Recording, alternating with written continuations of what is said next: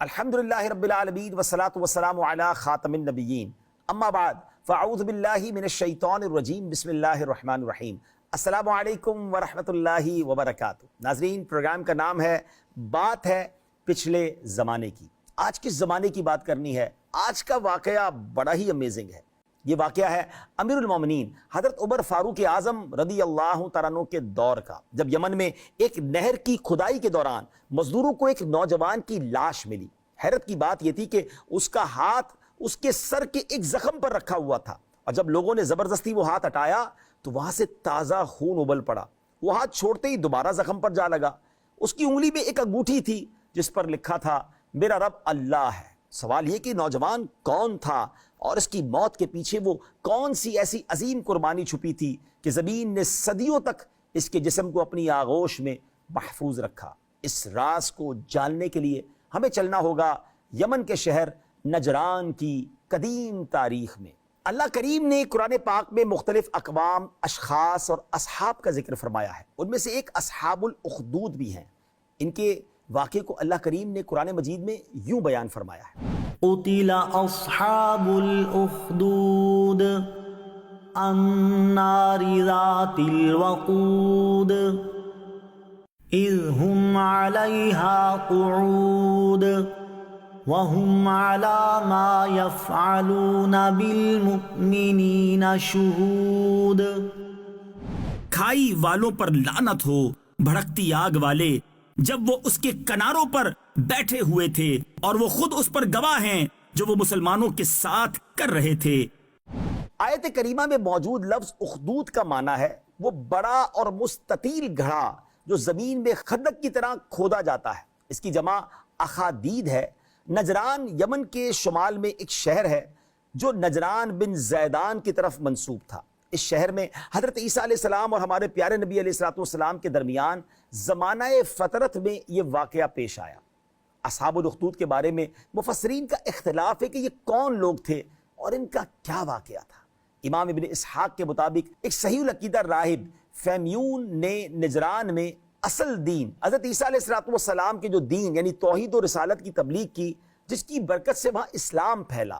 پھر یمن پر ایک یہودی غونواس کی حکومت قائم ہوئی۔ اہل نجران کو عقیدہ توحید اور عقیدہ رسالت کے ترک کرنے پر اس نے مجبور کیا۔ جو حضرت عیسیٰ کے ماننے والے تھے اس سے دین کو چھوڑنے پر مجبور کیا۔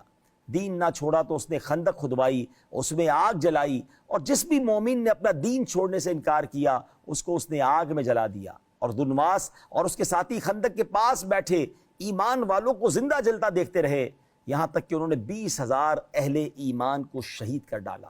ناظرین، اس کا تفصیلی واقعہ کیا ہے؟ حضرت صہیب رضی اللہ تعالیٰ عنہ سے روایت ہے کہ اگلی امتوں میں ایک بادشاہ تھا جو خدائی کا دعویٰ کرتا تھا، اور ایک جادوگر اس کے دربار کا بہت ہی مقرب تھا۔ ایک دن جادوگر نے بادشاہ سے کہا میں اب بوڑھا ہو چکا ہوں، لہذا تم ایک لڑکے کو میرے پاس بھیج دو تاکہ میں اس کو اپنا جادو سکھا دوں۔ بادشاہ نے ایک ہوشیار لڑکے کو جادوگر کے پاس بھیج دیا۔ لڑکا روزانہ جادوگر کے پاس آنے جانے لگا، لیکن راستے میں ایک ایماندار راہب رہتا تھا۔ لڑکا ایک دن اس راہب کے پاس بیٹھا تو اس کی باتیں لڑکے کو بہت پسند آ گئیں۔ چنانچہ لڑکا جادوگر کے پاس آنے جانے میں روزانہ راہب کے پاس بیٹھنے لگا۔ ایک دن لڑکے نے دیکھا کہ ایک بہت بڑا اور مہیب جانور کھڑا انسانوں کا راستہ روکے ہوئے ہے۔ لڑکے نے یہ منظر دیکھ کر اپنے دل میں کہا کہ آج ظاہر ہو جائے گا کہ جادوگر افضل ہے یا یہ ایمان والا راہب۔ چنانچہ لڑکے نے ایک پتھر اٹھا کر دعا مانگی، اے اللہ عز و جل، اگر تیرے دربار میں یہ مذہب جادوگر سے زیادہ مقبول اور محبوب ہو تو اس جانور کو اسی پتھر سے ہلاک فرما دے۔ یہ دعا کر کے لڑکے نے جانور کو اس پتھر سے مارا۔ یہ تو بہت چھوٹا سا پتھر تھا، مگر اتنا بڑا جانور قتل ہو کر مر گیا اور لوگوں کا راستہ کھل گیا۔ لڑکے نے راہب سے پورا واقعہ بیان کیا تو اب راہب نے کہا، اے لڑکے، خدا عز و جل کے دربار میں تیرا مرتبہ بلند ہو گیا ہے، لہٰذا اب تو ان قریب امتحان میں ڈالا جائے گا، لیکن دیکھو میرا پتہ نہ بتانا کسی کو، امتحان کے وقت صبر کرنا۔ اس کے بعد یہ لڑکا اس قدر صاحب کرامت ہو گیا کہ اس کی دعاؤں سے مادرزاد اندھے اور کوڑی شفا پانے لگے۔ رفتہ رفتہ بادشاہ کے دربار میں اس کا چرچا ہونے لگا تو بادشاہ کا ایک بہت ہی مقرب ہم نشین جو کہ اندھا ہو گیا تھا، اس لڑکے کے پاس بہت سارے گفٹ لے کر، تحفے لے کر آیا اور اپنی بصارت کے لیے، اپنی آنکھوں کے لیے دعا کا طالب ہوا۔ لڑکے نے کہا کہ اگر تو اللہ تعالیٰ پر ایمان لے آئے تو میں تیرے لیے دعا کروں گا۔ اب مرتا کیا نہ کرتا، ایمان لے آیا. لڑکے نے اس کے لیے دعا کر دی اور وہ آنکھ والا ہو گیا. بادشاہ کے دربار میں خوشی خوشی گیا تو بادشاہ نے پوچھا تمہاری آنکھوں میں بصارت کہاں سے آ گئی؟ تو اس بادشاہ کے وزیر نے کہا میرے رب نے مجھے بصارت عطا فرمائی ہے. اب بادشاہ غضبناک ہو گیا, کہا میرے سوا تمہارا کوئی رب نہیں ہے؟ اس نے کہا ہاں میرا رب اللہ تعالیٰ ہے, وہ میرا اور تیرا دونوں کا رب ہے. بادشاہ نے اب اس کو طرح طرح کی سزائیں دے کر پوچھا کہ یہ سب کس نے بتایا تمہیں؟ اس نے لڑکے کا نام لے لیا, لڑکے کو بلایا گیا, بڑا مارا پیٹا گیا. اس نے راہب کا نام بتا دیا. بادشاہ نے اب راہب کو گرفتار کیا, اس سے کہا کہ اپنا عقیدہ چھوڑ دو, مگر راہب نے صاف صاف کہہ دیا کہ میں اپنے اس عقیدے پر آخری دم تک قائم رہوں گا. یہ سن کر بادشاہ آگ بگولا ہو گیا اور اس نے راہب کے سر پر آرا چلوا کر اس کے 2 ٹکڑے کر دیے. اس کے بعد بادشاہ نے اپنے مقرب ہم نشین کے سر پر بھی آرا چلوا دیا. اللہ اکبر, 2 ٹکڑے ہو گئے مگر ایمان نہ چھوڑا انہوں نے. اب بادشاہ نے اس لڑکے کے بارے میں حکم دیا کہ اس کو پہاڑ پر لے جا کر اوپر سے لڑکا دو تاکہ یہ پہاڑ سے گر کر مر جائے.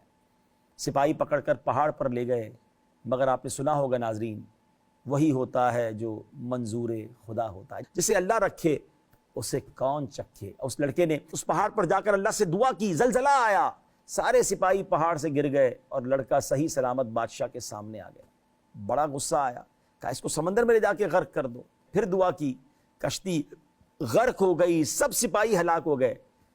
وہ لڑکا پھر صحیح سلامت بادشاہ کے دربار میں آ گیا. بادشاہ حیران ہے کہ میں مارنا چاہتا ہوں مگر یہ مر نہیں پا رہا ہے. لڑکے نے خود بتا دیا کہ اگر تم مجھے شہید کرنا چاہتے ہو نا, ایک ہی صورت ہے, مجھے سولی پر لٹکاؤ اور یہ پڑھ کر مجھے تیر مارو, بسم اللہ رب الغلام. ایسا ہی ہوا, شہر کے درمیان سولی لگائی گئی, لڑکے کو سولی پر چڑھایا گیا. بادشاہ نے تیر مارتے وقت بسم اللہ رب الغلام پڑھا, وہ جو ہے وہ تیر جا کر اس لڑکے کی پیشانی پر لگتا ہے, خون نکلتا ہے, وہ شہید ہو جاتا ہے. ناظرین اپنی جان تو دے دی مگر ایک کمال کا پلان کر کے گیا, کیونکہ سارے شہر نے دیکھ لیا تھا کہ بادشاہ نے اپنا نام نہیں لیا, اس کی اپنی طاقت, اس کے اپنے معبود کام نہ آئے بلکہ اسی رب کا حکم کام آیا. تو سارے شہر نے بلند آواز سے کہنا شروع کر دیا کہ ہم بھی اس لڑکے کے رب پر ایمان لائے. بادشاہ غصے سے بوکھلا گیا, گھڑا کھدوا کر آگ جلوائی. بڑا سے گھڑا تھا, بہت بلند آگ تھی. ایمان والوں کو پکڑ پکڑ کر آگ میں ڈالنا شروع کر دیا, یہاں تک کہ 77 مومنین کو آگ میں جلا ڈالا. آخر میں ایک ایمان والی عورت اپنے بچے کو گود میں لیے ہوئے تھی, ڈر رہی تھی کہ میں کب مجھے آگ میں ڈالا جائے گا تو بچے کا کیا ہوگا. اللہ نے اس دودھ پیتے بچے کو قوت گویائی دی. کہتا ہے میری ماں صبر کر, تو حق پر ہے. بچے کی آواز سن کر اس کی ماں کا جذبہ ایمانی بیدار ہو گیا, وہ مطمئن ہو گئی, اور ظالم بادشاہ نے اس مومنہ کو بھی اس بچے کے ساتھ آگ میں پھینک دیا. یہ ظالم لوگ اسی آگ کے گرد کرسیاں لگائے خوشیاں منا رہے تھے, کہکے لگا رہے تھے, ایک ایک کر کے لوگوں کو آگ میں ڈال رہے تھے. اب اللہ کے غضب کو انہوں نے دعوت دی. قہر الہی کیسے آیا کہ وہ آگ باہر نکلی اور آس پاس جتنے لوگ تھے تماشا دیکھ رہے تھے, بادشاہ سمیت سب کو جلا کر راکھ کر دیا, اور باقی تمام مومنین کو اللہ تعالیٰ نے اس ظالم کے شر سے بچا لیا.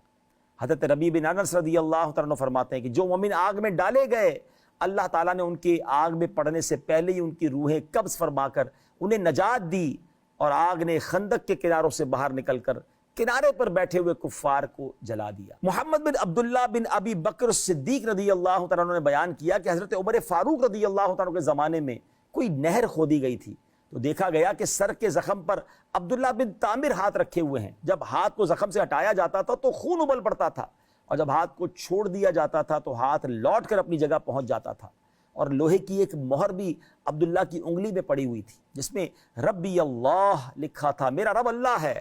حضرت عمر کو اس کی اطلاع پہنچی تو آپ نے لکھ بھیجا کہ عبداللہ اور اس کی انگوٹھی کو اسی حالت پر رہنے دو جس حالت میں تم نے اس کو پایا ہے. ناظرین معلوم ہوا کہ نیکی کی دعوت دیتے وقت نیک بندوں کو مصائب کا سامنا ہوتا ہے اور ان مصائب پر صبر کرتے ہیں. یہ بھی معلوم ہوا کہ چاہے کتنے ہی شدید مصائب کا سامنا ہو, اظہار حق سے نہیں ڈرنا چاہیے بلکہ ہر مشکل گھڑی میں اللہ عز و جل کی طرف رجوع اور اس سے دعا کرنی چاہیے. امام یحییٰ بن شرف نووی رحمۃ اللہ تعالی علیہ فرماتے ہیں اس حدیث پاک میں اولیاء کرام کی کرامات کا بھی ثبوت ہے. اتنے صدیوں بعد بھی آپ کی لاش جو ہے, آپ کا مبارک جسم جو ہے وہ سلامت ہے. ناظرین اس واقعے سے 6 باتیں معلوم ہوتی ہیں. امام عبداللہ بن احمد نصفی رحمۃ اللہ تعالی علیہ فرماتے ہیں اس واقعے میں اہل ایمان کو صبر کرنے اور کفار مکہ کی ایذا رسانیوں پر تحمل کرنے کی ترغیب دی گئی ہے. نمبر 2, اللہ تعالیٰ کے اولیاء کی کرامات برحق ہیں. نمبر 3، ولایت عمل اور عمر پر موقوف نہیں بلکہ چھوٹے بچوں کو بھی ولایت مل جاتی ہے۔ حضرت مریم رضی اللہ تعالی عنہا مادر زاد ولیہ تھی۔ نمبر 4، بزرگوں کی صحبت کا فیض عبادات سے زیادہ ہے۔ نمبر 5، جس دین میں اولیاء موجود ہوں وہ اس دین کی حقانیت کی دلیل ہے۔ نمبر 6، اللہ والوں سے ان کی وفات کے بعد بھی ہدایت ملتی ہے۔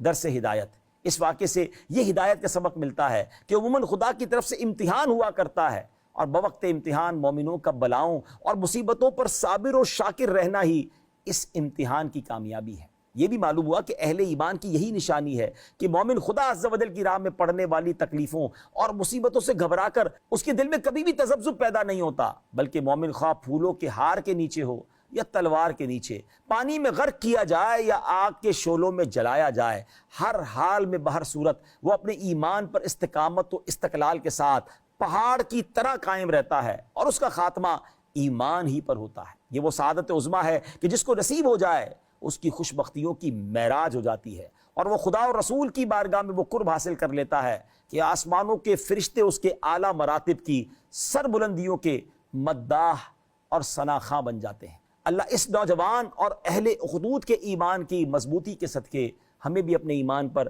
ثابت قدمی عطا فرمائے، مضبوطی نصیب فرمائے، ہمارا ایمان لمحہ بھر بھی ہم سے جدا نہ ہو، اور ہمیں اپنی ایمان کی حفاظت کی فکر کرنے کی توفیق عطا فرمائے۔ اپنی دعاؤں میں یاد رکھیے گا، اگلے پروگرام میں پھر ملاقات ہوگی۔